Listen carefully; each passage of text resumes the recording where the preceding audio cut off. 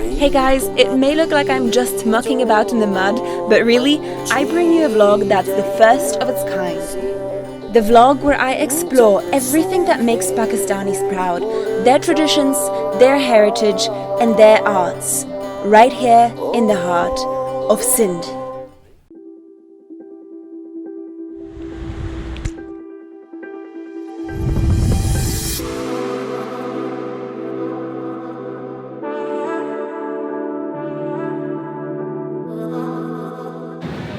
You'll never believe where I am right now. I mean, even for me, it's a surprise to see.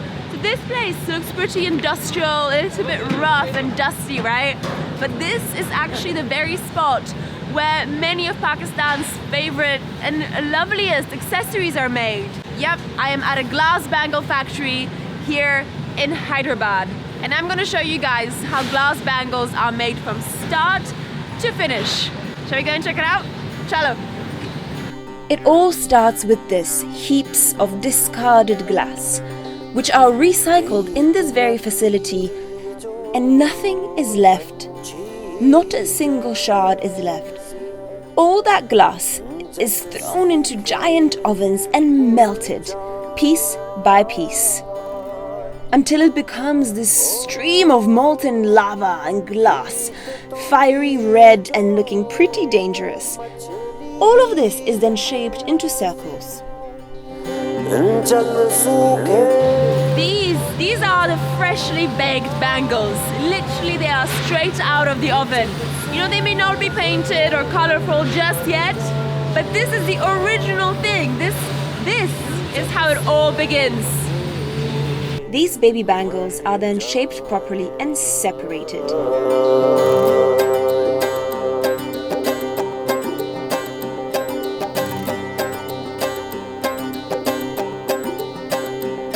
This is not the end of the process, however.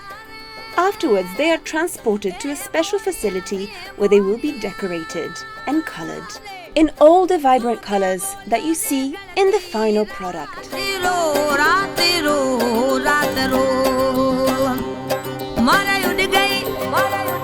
We finally got here. We finally got to the place where these bangles are all put together and colored and then distributed to shops, not just here in Hyderabad, but pretty much all over the country. And this is what you find here. Wait, this is so heavy. What if I put them all on?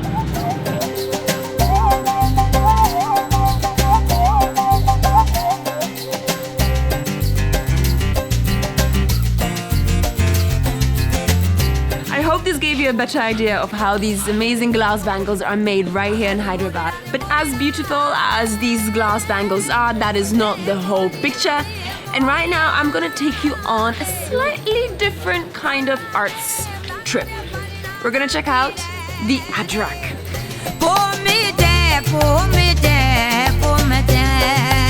Is there anything more Sindhi than the Sindhi ajrak?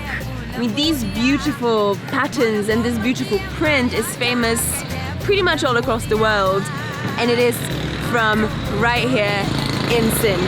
I want to show you today how the ajrak is actually made, because the process is pretty incredible and eye-opening. And here we are at the Latif Ajrak Center, and these are the stamps, all handmade. This is where it all begins. These stamps are the things that the artists use to create intricate patterns on all the ajraks that you see in the markets. And yes, all of them are made by hand, step by step, one step by another intricate step. The entire process takes about 40 days to complete. Would you believe that? So much work goes into a single ajrak. All the dyes that are used in this process are natural, and this may look like a piece of coal or something like that, but actually this is indigo stone. I mean, that's what we've just called it now. It's probably called something completely different. But this, when liquefied, is what gives the ajraks, some ajraks, their blue color. Who would have thought? Eventually, they are all hand-dyed in different colors, with the indigo stone or with other colors. all natural dyes, and then dried out in the sun until they become just like this. This is the final product. This is what they actually look like once they're made. And look at this, they just come in all these incredible, vibrant colors. I'm not sure which one I want. I want to get all of these actually. Blue, the traditional red, then there's this black one with a dancing girl. It's pretty amazing. Beautiful, no? So these are actually made out of cotton, so this is the very traditional ajrak. You know what, I think I'm gonna splurge here, to be honest. This all looks so beautiful. I'm gonna get some gifts for my family.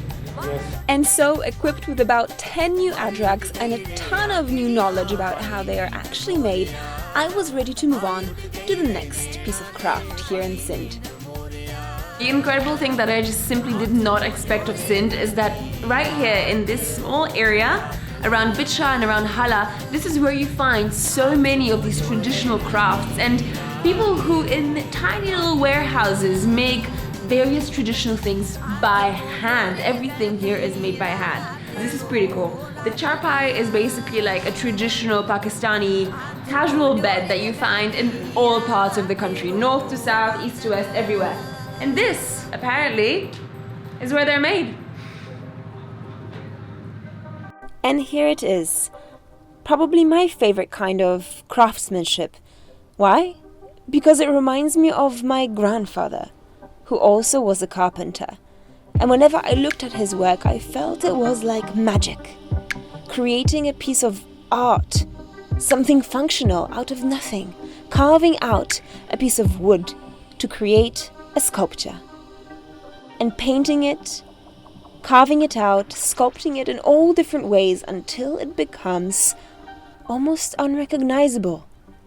Like a magic trick that you'd use on a child, where you don't even know how fast the magic is happening, until it's right there, in front of you. Something that had never existed before.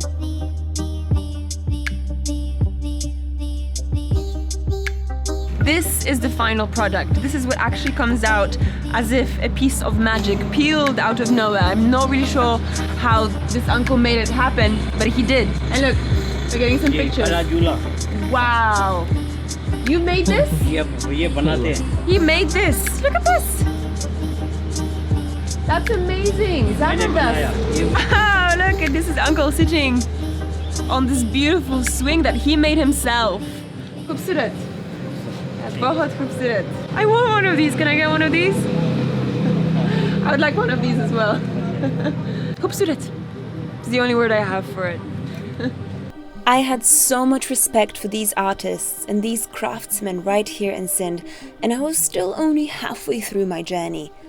Well, needless to say, they inspired me to create some of my own craft, right there with a cup of chai and enabled by Jazz Super 4G, creating vlogs for Facebook and YouTube for you all to see and join in the art of Pakistan.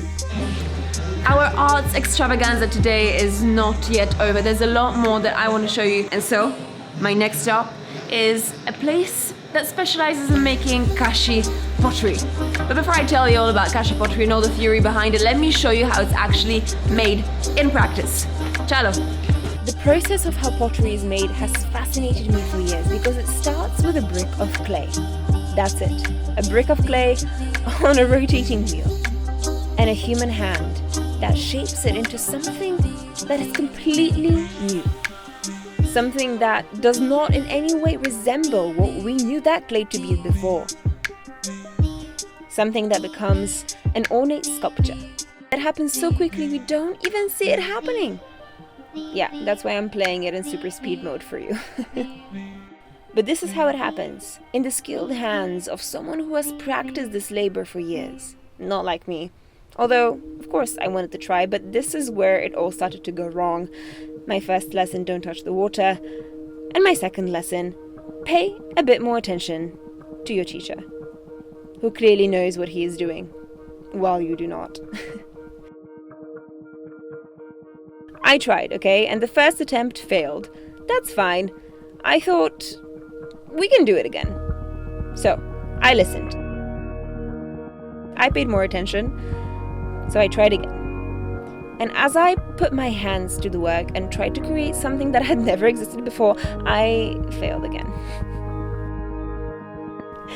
So I thought, okay, let's give this one more chance, the third try. Was I gonna pull it off? I guess. Something was created. Once shaped, these pots are all shoved into a big oven where they are baked. After that, once they are dry, they will be painted by master painters. It's not just vases and plates though. There's pretty much everything from cups to little plates to pots of tea. In Sindhi, this is called Kashi pottery, which basically means blue art. And that's actually no coincidence. 4,500 years ago, in the Indus Valley civilization, which used to reign in these regions, that's the color that people preferred to use for their decoration, for their own fashion and their own style. And it's pretty amazing actually to think that still today, in 2019, 4,500 years later, this color is being used to decorate people's homes. That's actually kind of mind-blowing. I want to dedicate this vlog to all the artists whose hard work, blood, sweat and tears go into the making of Pakistan's heritage and Pakistan's tradition. All these people who behind the scenes work relentlessly to bring us all the beauty that we know to exist. Shukriya.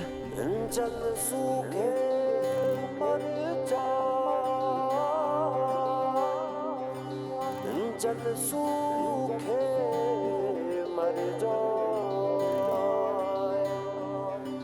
जल सूखे